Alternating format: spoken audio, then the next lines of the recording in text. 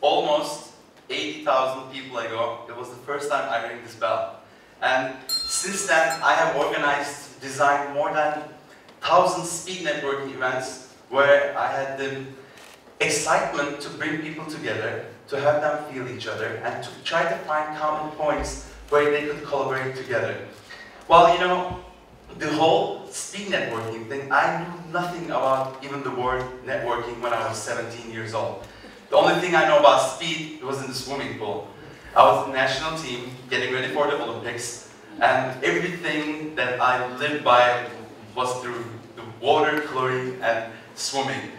And one day, as simple as that, I fell through the stairs, I ripped my knee, and my whole dream of being an Olympic athlete was over in one day. And it was very depressing because I built all my life on swimming.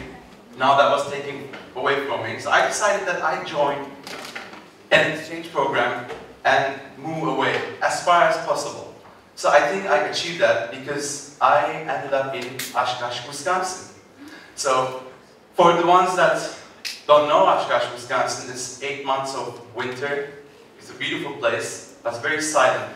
So I decided to remain in silence for a very long time to try to feel what just happened to me. Because one day you are the national champion, you feel great, and the next day it's taken away from you.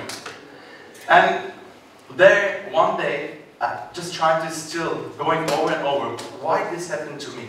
What happened? Why I feel so disconnected from life? I just realized that until that point, until I was 17, the only thing that I had in common with people surrounding me was swimming.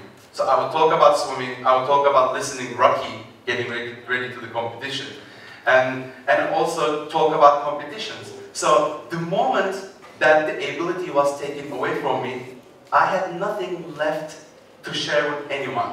Yes, I could still call my swimming friends, but hey, I cannot swim with them. So that point, staying alone, I realized that going forward, if the only common thing with people around me is my ability, is only what I care about, and one day, if I lose that, that is changed, then losing your whole network, what a big loss. So this is what I realized. But the lucky thing for me at that point, at the university, I had a professor, an economics professor.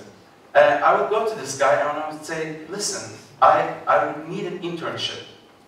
And I would wait for him to advise on, you can go to this company, you can do this.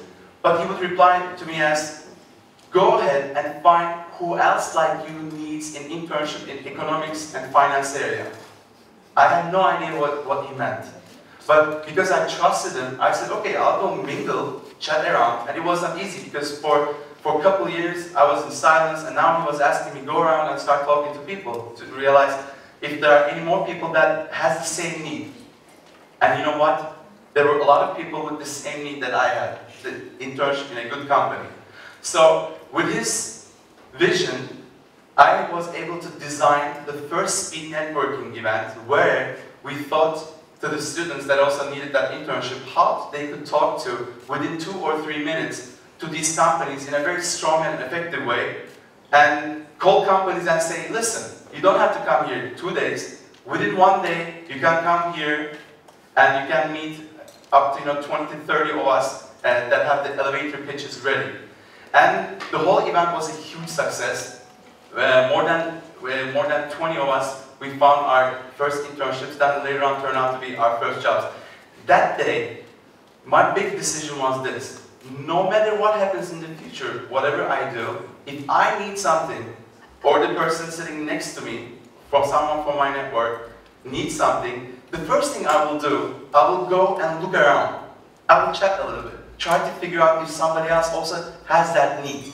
And then I will go ahead and design a speed network event to bring them together, to resolve it, to get to know each other. 20 people at their own corner trying to solve something on their own.